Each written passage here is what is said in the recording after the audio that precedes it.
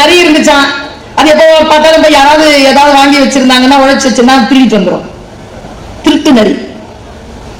அந்த குடியானவன் பார்த்துக்கிட்டே இருந்திருக்கான். ஒரு நாள் என்ன பண்ணிட்டான், கூண்டு வச்சு நிறைய பிடிச்சிட்டான். இப்ப நிறைய வெட்டி சாப்பிட முடியாது, வளர்க்கவும் முடியாது. அதனால என்ன பண்ணிட்டான், அது வால் ரொம்ப அழகா இருக்கும், வாழை வெட்டி அமுச்சு விட்டான். நரி காட்டுக்கு போச்சு. அதுக்கு அவமானம் தாங்கல. வால் இருந்த நிறைய அதுக்கு வர்றதுக்கு விருப்பம் இல்லை. என்னடா இவ்வளவு அவமரியாதைப்படுத்துறாங்களே எல்லாருமே சொல்லி அது என்ன பண்ணிச்சு, குடியானவன் கிட்ட போய் இருந்த வாழை கெஞ்சி கேட்டு வாங்கிட்டு வந்து ஒட்ட வச்சுக்கலாம் அப்படின்ட்டு போகுது. குடியானவன் கேட்கறான், திருட வந்தியா? இல்ல, இருந்த வாழை மட்டும் கொடு, அவமானமா இருக்கு. அப்படியா, சரி கொடுக்குறேன். என் மாடு அங்க நிக்குது, அதுக்கிட்ட ஒரு குவளை பால் மட்டும் வாங்கிட்டு வா தரேன். பர்மிஷன் கேட்காம யாருக்கிட்டையும் வாங்க கூடாது, எடுத்துட்டு வரக்கூடாது.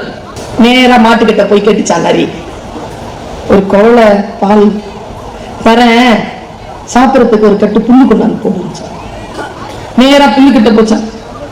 ஒரு கட்டு புல்லு கொடு, பால் எடுத்துட்டு போய் குடியானவங்க கிட்ட கொடுத்தாதான் பால் கிடைக்கும். புல்லு சொல்லிச்சான்.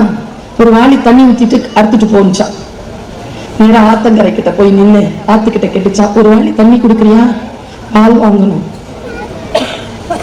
என் கரை மண்ணு அரைச்சிருக்கு, ஒரு மூட்டை மண்ணு கொண்டாந்து போட்டுட்டு தண்ணி எடுத்துட்டு போச்சான். நேரா போய் வயல்ல ஒரு மூட்டை கொஞ்சம் மண்ணு கொடு, நான் போய் அங்க என் பால் வாங்கணும், கொடுத்துட்றேன். மண்ணு சொல்லிச்சான். ஒரு விதைய விதைச்சு அதுல இருந்து வரக்கூடிய ஒரு இலைய எனக்கு காட்டிட்டு மண் எடுத்துட்டு வந்துச்சான். விதை எங்க இருந்து எடுக்குதோ இங்கே இருக்கு, எடுத்துட்டு வந்துச்சு. விதையை எடுத்துட்டு விதைச்சிட்டு உட்கார்ந்து இருந்துச்சான். செடி முளைக்க 1 மாசம் ஆச்சான்.